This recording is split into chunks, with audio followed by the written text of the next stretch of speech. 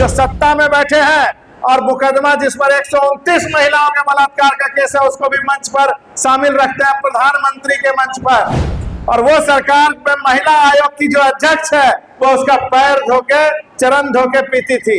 आप बताइए ये महिलाओं के अपमान की बात है कि सम्मान की बात है? कि आरएसएस जिसमें उसने कभी महिलाओं को भर्ती नहीं लिया, उसने कभी अपने संगठन में महिलाओं को बनाया नहीं, उससे ये उम्मीद कैसे कर सकते हैं कि वो महिलाओं को सम्मान देगा? कभी सुने थे कि कांग्रेस राज में 30,000 करोड़ रुपए का हेरोइन पकड़ा गया? कभी सुने थे? और एक बार नहीं, कभी सुने थे कि 24,000 करोड़ का हेरोइन पकड़ा गया? वो उनके एबीवीपी छात्र संगठन के अध्यक्ष, उनके प्रोफेसर होते हैं। आप सोचिए कैसा छात्र संगठन वो चलाते हैं, कैसी यूनिवर्सिटी वो चलाते हैं और कैसे विद्यार्थी वो तैयार करते हैं कि वो सिर्फ झूठ बोले। वो सारे लोग गुजरात से आके कमा के आपके पास जा रहे हैं और हम लोग को क्या गाली मिलता है कि ये बिहारी आता है कमाने के लिए। देखिए, जब से प्रवीण सिंह कुशवाहा को भागलपुर का जिला अध्यक्ष बनाया है कांग्रेस ने, प्रवीण सिंह कुशवाहा लगातार एड़ी चोटी की ताकत लगाए हुए हैं कि कांग्रेस को फिर से वो मजबूती दिलाई जाए जिसके लिए कांग्रेस एक समय जानी जाती थी। जैसे ही प्रवीण सिंह कुशवाहा को जिला अध्यक्ष बनाया गया, वो अपने कार्यकर्ताओं को जोड़ने और समेटने में लगे हुए। इसी दरमियान लगातार अलग अलग जगहों पर जब जाते हैं तो उनका अभिनंदन स्वागत होता है। ऐसे ही उनका एक अभिनंदन समारोह था जिसमें प्रवीण सिंह कुशवाहा पुरजोर तरीके से गरजते हुए नजर आए। उनके निशाने पर देश के प्रधानमंत्री मोदी थे, के निशाने पर एबीवीपी रही। सीधे तौर पर पहले उन्होंने कार्यकर्ताओं से बताया कि किस प्रकार से कांग्रेस को मजबूत करना है और अपने उस अभियान के बारे में बता रहे हैं कैसे वो पंचायत तक पहुंचेंगे और पंचायतों में पहुंचकर अपने लोगों को जोड़ेंगे। और जो नया 50 रुपए देकर सदस्यता वाला जो स्कीम है उसके साथ कैसे लोगों से बातचीत करना है, तमाम चीजें अपने कार्यकर्ताओं को गुरु मंत्र देते हुए प्रवीण सिंह कुशवाहा नजर आए। इसके साथ ही वो आड़े हाथों लेना शुरू कर दिए देश के प्रधानमंत्री नरेंद्र मोदी को। सीधे तौर पर बड़ा आरोप लगाते हुए उन्होंने कह दिया कि जिसके ऊपर 129 महिलाओं के साथ गलत करने का आरोप है उसे अपने मंच पर जो जगह देता है, उस आदमी के राज में कैसे महिलाओं को सुरक्षित महसूस कराया जाए, ये एक बड़ा सवाल खड़ा किया। इसके साथ ही एबीवीपी के ऊपर भी निशाना साधा है। एबीवीपी बीजेपी की स्टूडेंट विंग है और इसको लेकर उन्होंने कहा है कि बीजेपी ने एक ऐसा छात्र संगठन खड़ा किया है जिसे वो झूठ बोलना सिखाती है। हम सीधे आपको प्रवीण सिंह कुशवाहा के वो बयान सुनवाते हैं और देखिए किस प्रकार से कितने जो है एग्रेशन के साथ वो इस वक्त बीजेपी पर हमलावर होते नजर आ रहे हैं। इतना ही नहीं, वो देखने के लिए मणिपुर नहीं गए कि वहां क्या हो रहा है, महिलाओं के साथ कौन सा अत्याचार हो रहा है, बल्कि ये ऐसे लोग हैं जो सत्ता में बैठे हैं और मुकदमा जिस पर 129 महिलाओं के बलात्कार का केस है उसको भी मंच पर शामिल रखते हैं, प्रधानमंत्री के मंच पर। आप सोचिए कि ऐसे लोगों से महिलाओं के सम्मान का उम्मीद कैसे कर सकते हैं? ऐसे लोग आज सत्ता में बैठे हैं जो महिलाओं के सम्मान के नाम पर उनको ठगते हैं, ठगी करते हैं उनके साथ। कैसे लोग? महाराष्ट्र में आप सुने होंगे अशोक गहलोत का नाम, अशोक गहलोत बाबा का नाम सुने हैं ना? वो महिलाओं के साथ क्या करता था, उसका कितना वीडियो वायरल हुआ सोशल मीडिया पे। और महिला आयोग की अध्यक्ष, वहां सरकार बीजेपी की है महाराष्ट्र में, सुने हैं ना? और वो सरकार में महिला आयोग की जो अध्यक्ष है वो उसका पैर धोके चरण धोके पीती थी। आप बताइए ये महिलाओं के अपमान की बात है कि सम्मान की बात है? आप कभी उम्मीद कैसे कर सकते हैं कि महिलाओं का सम्मान ये पार्टी करेगी और महिलाओं के लिए आरक्षण की बात करेगी?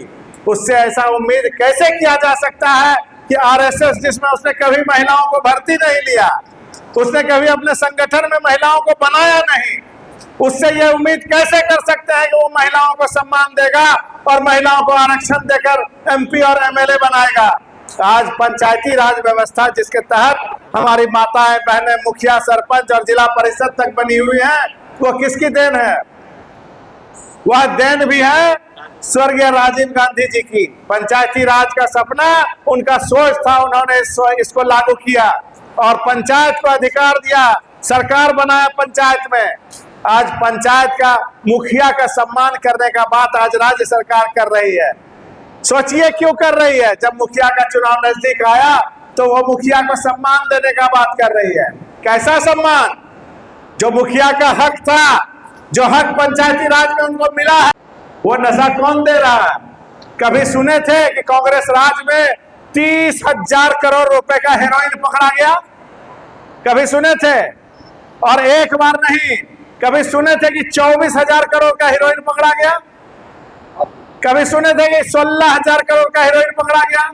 एक ही बंदरगाह पे आपके एक घर में एक बोतल शराब आज बरामद हो जाए तो आपको पुलिस लेके जाएगी और घर में ताला लगा देगी। और वो बंदरगाह आज आजादी से चल रहा है। किसका बंदरगाह है ये?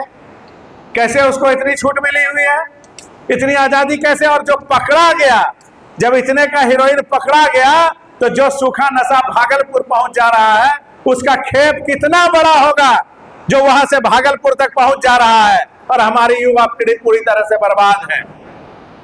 आप बताइए, तो आज कांग्रेस को जरूरत है सच्चे गांधीवादी विचारधारा के साथ चलने वाले, और उनके जो प्रोफेसर होते हैं वो उनके एबीवीपी छात्र संगठन के अध्यक्ष, उनके प्रोफेसर होते हैं।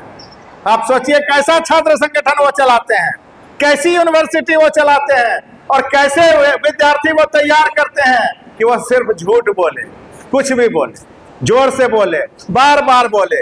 उनको गोलवर्कर जो उनके अनुयायी, जिनके अनुयायी ये लोग हैं, वो सिखाते थे कि झूठ बोलो, बार बार बोलो, जोर से बोलो, ताकि वो सच लगने लगे।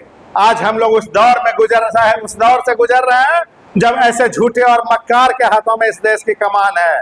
ऐसे दौर से गुजर रहे हैं जब ऐसे बहरूपिये के हाथ में है जो घड़ी घड़ी अपने चाल को बदलता है, कहता है कुछ, करता है कुछ। उनके ही पार्टी के अध्यक्ष उनकी बातों को जुमला कह देते हैं। और इससे बड़ा उदाहरण क्या हो सकता है कि जो वादा जनता से किए बोले वो जुमला था। इससे भी बड़ा कोई उदाहरण हो सकता है क्या? अभी रोते रोते वो रह गया, आप देखे होंगे, जाने कितनी बार, कई बार टीवी पर रो चुके हैं। एक प्रधानमंत्री को रोने की आवश्यकता है क्या? वो कहते हैं हम पर बड़ा खतरा है। एक प्रधानमंत्री पर अगर खतरा है तो हमारे देश के तमाम लोगों पर कितना खतरा होगा, सोचिए। जब प्रधानमंत्री हमारा खतरे में है तो हमारा देश तो बहुत खतरे में होना चाहिए। तो ये प्रधानमंत्री देश का ऐसा बोल सकता है? कोई बोलेगा? और बार बार टीवी पर रोने का क्या अर्थ होता है? जनता को गुमराह करना, और वो गुमराह करके ही शासन कर रहे हैं। तो हम आपको बोल रहे थे कि हमारे पास आधुनिक भारत के निर्माता, जो आधुनिक भारत के शिल्पकार कहे जाते थे, पंडित नेहरू, ऐसा विरासत है हम लोग का। पंडित नेहरू सिर्फ नाम नहीं है। पंडित नेहरू 10 साल अपने जवानी का जेल में काटे हैं। कौन सा जेल में? जिस जेल में उन्होंने 10 साल बिताया वो खड़गपुर का जेल आज IIT कॉलेज है, IIT यूनिवर्सिटी है। अब ये समझने के लिए हम यह बात कह रहे हैं कि आप सोचिए कि जहां जेल में वो 10 साल बिताए वहां वो कॉलेज बनाए। आप जहां चाय पिलाते थे उस स्टेशन को ही आदर्श स्टेशन बना देते। आपने क्या नारा दिया? आपने नारा दिया आदर्श ग्राम। आपने क्या नारा दिया? Smart city. आप बताइए हमारा भागलपुर किस किस तरह से स्मार्ट है? बेहपुर स्मार्ट हो गया। अरे लोग कहाँ के हैं? वो सारे लोग गुजरात से आके कमा के आपके पास जा रहे हैं। और हम लोग को क्या गाली मिलता है कि ये बिहारी आता है कमाने के लिए गुजरात में, है ना? ये बिहारी सब आके काम जो है कर जाता है गुजरात में, हमारा वहां लगातार अपमान किया जाता है। और वो यहाँ से धन वसूली करके गुजरात निकल जा रहे हैं, लोगों को खबर तक नहीं है। कहते हैं स्मार्ट सिटी बनाने आए हैं, स्मार्ट सिटी बन गया है, बना है। आदर्श गांव बताइए कौन सा गांव है जो आदर्श गांव बनाया एमपी ने? एक एमपी ने गोद लिया था, आदर्श ग्राम बनाना है हर एक एमपी को, हर एक एमपी को आदर्श ग्राम बनाना है, इसलिए गोद लिया था। किस एमपी ने आपको आदर्श ग्राम बना के दिया बताइए? कोई नाम जानते हैं? सुने हैं किसी गांव का नाम जिसको आदर्श बनाया? सुने हैं सर? आप तो खोजे होइएगा जरूर। क्या सोनू जी, गूगल पे खोज के देखिए कितना आदर्श ग्राम इन लोगों ने बनाया। खुद मोदी जी के क्षेत्र में जाके पूछिएगा तो आदर्श ग्राम दिखाई नहीं देगा। सोचने की आवश्यकता यह है कि किस तरह से आम आवाम को गुमराह करते हैं ये लोग। हमारे पास विरासत में इंदिरा गांधी जी का वो लौह महिला जो है, आयरन लेडी जिसको कहते थे, इंदिरा गांधी जी का विरासत है। वह इंदिरा गांधी जिसके नाम पर आज भी महिलाएं हम लोग की तरफ आशा भरी निगाह से देखती है। उनको उम्मीद होता है कि एक बार फिर इंदिरा की जगह प्रियंका जी आएंगी और कांग्रेस की को मजबूत करेंगी।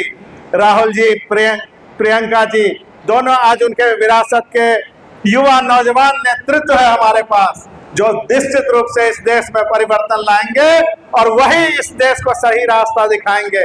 और वही सही रास्ता, उनका रास्ता सही है इसलिए दिखाएंगे।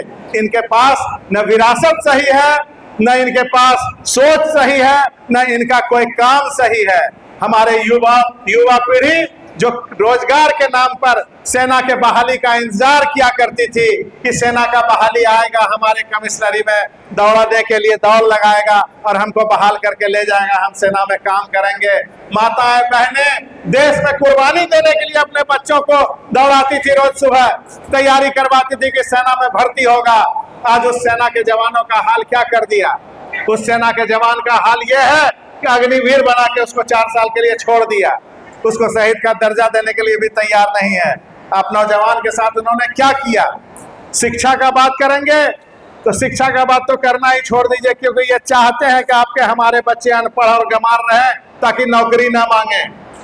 आरक्षण की बात देखिए, जैसे ही सत्ता में आए बोले आरक्षण पर विचार करेंगे, सब लोग बहुत खुश हो गए। हमारे जो विजय बाबू के सहयोगी हैं निकटस्थ, सृजन साथी जनसंपर्क अभियान, हम लोग क्या करते हैं? हम लोग हर समय कहते हैं, इकट्ठा होते हैं, कहते हैं कांग्रेस कमजोर हुई है। मानते हैं ना? सब मानते हैं कि नहीं? सब कह रहे थे कांग्रेस कमजोर हुई है। हमारे गोपाल बाबू भी कह रहे थे कांग्रेस कमजोर हुई है क्योंकि हम अपने जड़ से टूट गए। जड़ ये है तो हम टूट कैसे गए? कहीं ना कहीं कुछ गलती हुई होगी। अपने जड़ से कोई टूटना चाहता है? गोपाल बाबू कोई टूटना नहीं चाहता है। हर आदमी चाहता है संगठन को हम मजबूत करें, हर आदमी चाहता है हमारा संगठन मजबूत हो, हर कार्यकर्ता चाहता है हमारे संगठन की सरकार हो। इसके इतिहास में जाना इसलिए जरूरी है क्योंकि जब तक हम उस बात को रखेंगे नहीं, बात पूरी होगी नहीं। हम टूटना कहाँ से शुरू हुए? हम किस तरह से टूटे, किस तरह से बिखरे? ये कांग्रेस कमजोर हुई जरूर है, लेकिन आज भी कांग्रेस का वजूद हर गांव, हर पंचायत, हर शहर में, हर जगह है। तो कांग्रेस ही ऐसी पार्टी है जिसमें इस देश की आत्मा बसती है। कांग्रेस ही ऐसी पार्टी है जो न्याय और अधिकार की लड़ाई लड़ती है आम जनता के, जो आम आवाम के लिए सोचती है, वो कांग्रेस पार्टी ही है।